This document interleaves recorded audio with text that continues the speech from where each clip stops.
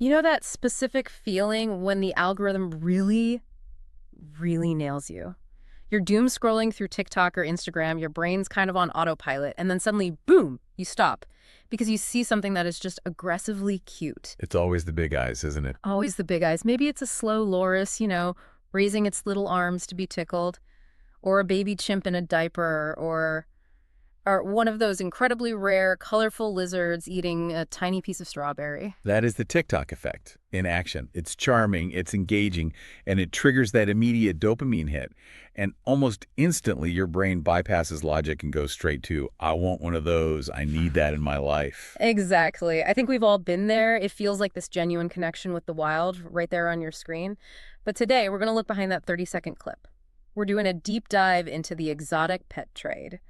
And just to set the parameters here, looking at the research we've pulled, we aren't just talking about, people keeping tigers in their backyards, are we?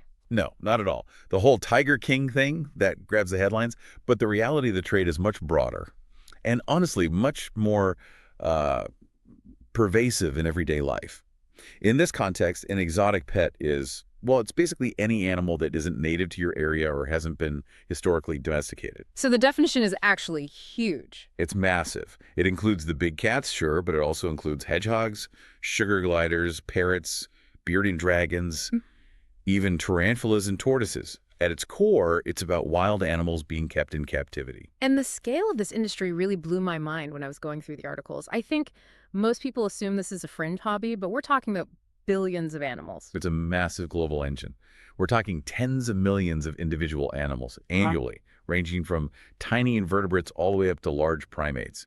And we have to look in the mirror here. The United States is one of the world's largest importers of these animals. This isn't just happening somewhere else. It's a major economic force right here. And that sets the stage for the core conflict we're unpacking today. It's this clash between our desire to own something unique, to have that cool factor or that connection with nature. And the biological, ecological, and regulatory reality of what that actually means. Precisely. So our mission for this deep dive is to expose the hidden costs.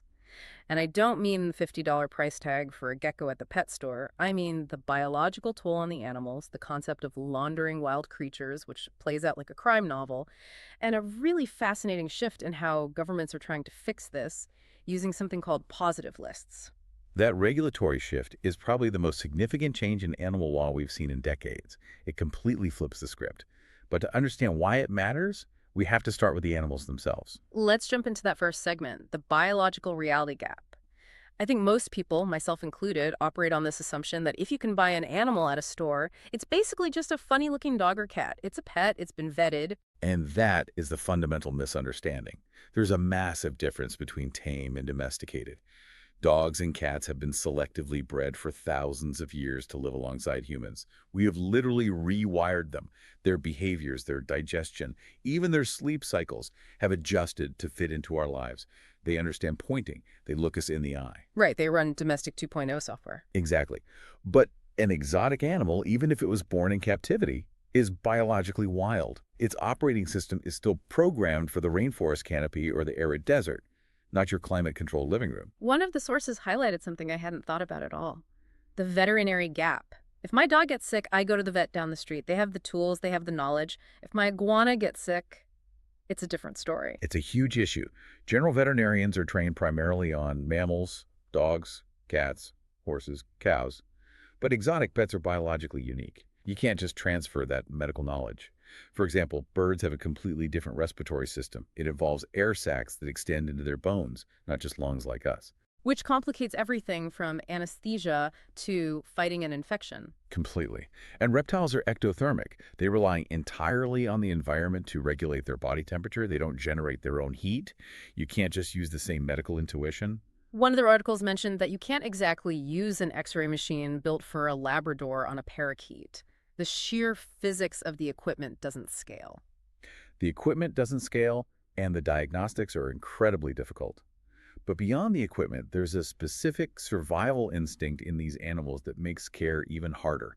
It's called the masking phenomenon. Okay, let's unpack this. This was one of the saddest parts of the research for me. What is masking? In the wild, if you look sick or injured, you're prey. You're a target. So wild animals have evolved a survival instinct to hide any sign of weakness for as long as possible. A lizard or a bird will act completely normal, eating, moving around, keeping its head up, even if it is critically ill. So by the time an owner notices their bearded dragon is acting a little lethargic, it's not just getting sick. By the time symptoms are visible to a layperson, the disease is usually advanced. The animal has likely been suffering for weeks, maybe months.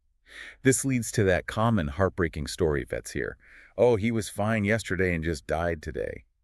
He wasn't fine, he was just successfully hiding it, because his instincts told him that if he showed weakness, he'd be eaten. That is heavy. And it seems like even if you're trying your best, diet is another huge stumbling block. I mean, you can't just put generic lizard chow in a bowl and call it a day. Nutrition for exotics is incredibly complex chemistry. Take iguanas. They need a very specific balance of calcium and phosphorus in their blood. But to use that calcium, they need specific wavelengths of UVB light to synthesize vitamin D3. So it's a triad. You need the food, the minerals, and the specific light spectrum. Right. If that balance is off, even by a little, they develop metabolic bone disease. Their bones literally become soft and rubbery. Their jaws can deform until they can't eat. Or ferrets. I didn't realize they're strict carnivores. High protein, zero carbs. Or guinea pigs and primates like humans, they're some of the few mammals that can't synthesize their own vitamin C. If they don't get it in their diet, fresh, every day, they get scurvy. The consequence of getting this wrong isn't just a tummy ache, it's permanent deformity. You see wobble syndrome in certain pythons or shell deformities in turtles. It seems like the biological reality gap is just too wide for the average person to bridge, no matter how good their intentions are. That's the reality. And that's assuming the animal even makes it to the pet owner safely. This brings us to the supply chain. Let's get into that. Segment 2, the supply chain. I think there's this assumption that if an animal is in a pet store or on a website, it was bred on a nice farm somewhere. It's a clean transaction. That's where it gets really interesting and, frankly, quite dark. We need to talk about the line between legal and illegal trade. It's much blurrier than people realize. The sources talk about laundering. Now, usually we talk about laundering money. How do you launder a living creature? It operates on the same principle, taking something dirty and illegal and making it look clean and legal. Here's the mechanism. You catch an animal illegally in the wild, say a rare reptile from Mexico or Australia that's protected. You smuggle it out of the country. Then you funnel it through a breeding farm, often in a third country, that has a permit to sell captive bred animals. So once it enters that facility, it gets a new label. Exactly. It gets mixed in with actual captive bred stock. It gets labeled as captive bred, gets some paperwork, and suddenly a poached wild animal is a legal product ready for export to the US or Europe. We see this with servals and caracals, those wildcats people like to keep. We see it with Galapagos iguanas. That explains why the sources mention that determining the true origin of an animal is nearly impossible once it's in the system. The paperwork might say farm-raised, but the biology says wild. But the journey itself, the mortality rates mentioned in the data were just grim. They are grim. The trade treats these animals as inventory, like cans of soup, expecting a certain percentage of breakage. But breakage here means death. For Galapagos iguanas exported from Ecuador, it's estimated that for every 10 that leaves, 8 die from stress and poor conditions. 8 out of 10, that's an 80% loss rate just to get the product to the shelf. Yes, and for wild-caught sloths, which are hugely popular because of that cute factor on social media, the mortality rate is estimated at 90%. 90%. So if you see a sloth in a pet trade context, 9 others potentially died to get that one there. Correct. They succumb to stress, malnutrition, temperature changes. And looking at cheetahs in the Horn of Africa, 70% of smuggled cubs die during transport. They're packed into crates, dehydrated and stressed. It's a volume game. High mortality is priced in. And technology is fueling this, isn't it? It isn't just back alley deals in dark markets anymore. No, it's on your phone. Social media platforms and encrypted messaging apps have revolutionized wildlife trafficking. You can list an animal on Facebook or Instagram, find a buyer, and arrange shipment globally in minutes. E-commerce has completely outpaced the enforcement capacity of wildlife officials. It's the Wild West online. So we have the biological toll on the animal and the grim reality of the supply chain. But there's a third ripple effect here, and this one hits closer to home, literally. We need to talk about public health and ecosystems. This is where the listener really needs to pay attention, because this affects everyone, not just pet owners. We're talking about zoonotic diseases. The stat that jumped out at me was that 75% of emerging infectious diseases come from contact between humans and wild animals. That's the figure. And when you bring an exotic animal into your home, you are actively bridging that gap. You're inviting the reservoir of disease right into your living room. Reptiles, for instance, are famous carriers of salmonella. And here's the kicker, right? The lizard isn't sick. Right, they're usually asymptomatic. It's part of their natural flora. But if you handle a lizard and don't wash your hands, or if you wash its water bowl in your kitchen sink, you get sick. And it's not just stomach bugs. The sources listed psittacosis from parrots, which is a serious bacterial infection that can cause pneumonia. Primates can carry herpes B, which is mild for them but can be fatal to humans. And the vulnerability is higher for children, the elderly, and the immunocompromised. People often buy these pets as starter pets for kids, like a turtle or a gecko, without realizing they're introducing a disease vector into the nursery. The other side of this ripple effect is what happens when the pet gets out. Or, let's be honest, when an owner gets overwhelmed by that complex care we talked about and just releases it. Invasive species. This is a massive ecological and economic disaster. There's a concept called the time lag. Researchers estimate there's about a 10-year lag between a species becoming popular as a pet and it appearing as an invasive species in the wild. So the trendy pet of today is the ecological nightmare of 2035. Precisely. Look at Florida. It's ground zero for this. 85% of non-native reptiles and amphibians in Florida arrived via the pet trade. The Burmese pythons in the Everglades are the poster child for this. They are. People bought cute baby pythons, realized they grow to be massive apex predators that eat everything, and released them. Now they're decimating native wildlife populations in the Everglades. They're competing with native predators and winning. And the cost isn't just environmental, it's financial. The European Union alone spends over 12 billion euros a year managing damage from invasive species. That's tax money spent trying to clean up the mess left by the pet trade. So we have a massive problem. Biology, cruelty, disease, environment. The current laws clearly aren't working. This leads us to the most fascinating part of this deep dive, the regulatory solution. Right. Historically, most countries, including the U.S., operate on what we call a negative list approach. Which is essentially, everything is legal unless we say it isn't. Correct. It's a reactive system. A new species is discovered. It's legal. A new trend starts on TikTok. It's legal. You can import it, sell it, own it. The government has to wait until problems arise, until people get sick, or the ecosystem is damaged before they can move to ban it. And proving something is dangerous takes years. Years. And by then, the damage is done. Plus, it creates inconsistency. In the U.S., bans vary wildly by state. You might be banned from owning a tiger in one state, but drive across the border to Nevada, and the restrictions might be minimal. It's a patchwork. So what's the alternative? This is where the positive list comes in. The positive list flips the entire logic of the legal system on its head. Instead of everything is allowed unless banned, it becomes everything is prohibited unless explicitly allowed. That is a huge philosophical shift. It is. It's the precautionary principle. The burden of proof shifts. Instead of the government having to prove an animal is dangerous to ban it, the trader or the prospective owner has to prove the animal is safe and suitable before it can be traded. One of the sources used a great analogy, the teddy bear analogy. I love this analogy. Think about it. A plush toy. Before a company can sell a teddy bear, they have to prove it's safe. Is it fire resistant? Are the eyes a choking hazard? We require safety testing for a $20 toy.